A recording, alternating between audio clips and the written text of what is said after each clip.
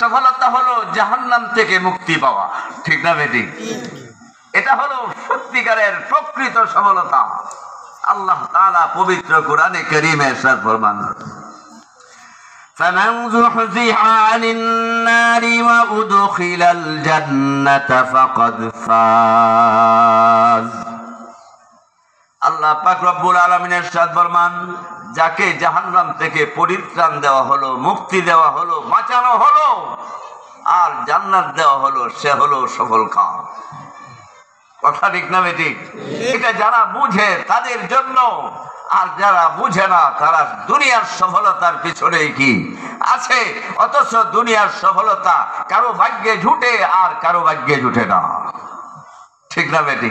নাকি সকলেই দুনিয়ার সফল হতে পারে? কোন মানুষ দুনিয়াতে সফল হতে পারে না। পরকালীন জীবনের সফলতার জন্য যদি কেউ চেষ্টা করে, চিন্তা করে, সে দুনিয়াতেও সফল, পরকালেও সফল, ঠিক না বেটি?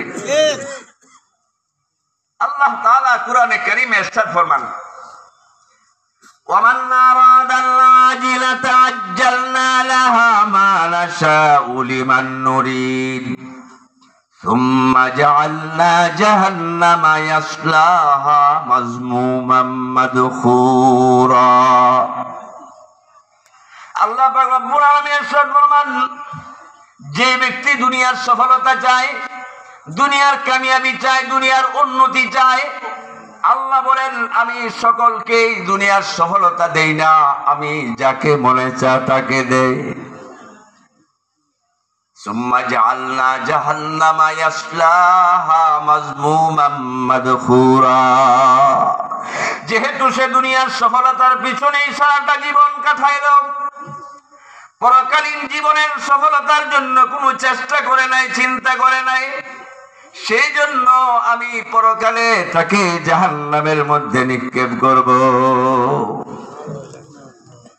ওয়ামান আরাদাল আখিরাতা ওয়া সাআ লাহা সা'য়াহা ওয়া হুয়া মুমিন ফাউলাইকা কানা সা'য়ুহুম মাশকুরা।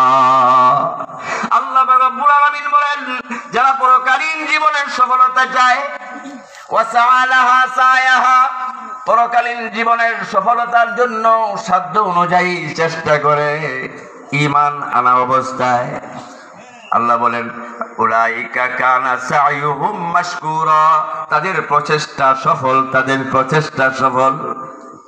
এই কথা তো বলে নাই দুনিয়াতে বিফল, পরকালে সফল। আমি বলবো যারা পরকালের চেষ্টা করে, পরকালের সফলতা চায়, আল্লাহ তাআলা তাকে দুনিয়ার সফলতা দান করেন, ঠিক না বেটি?